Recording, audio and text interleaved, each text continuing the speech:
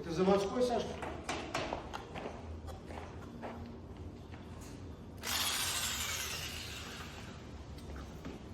В Ютубе сегодня увидел.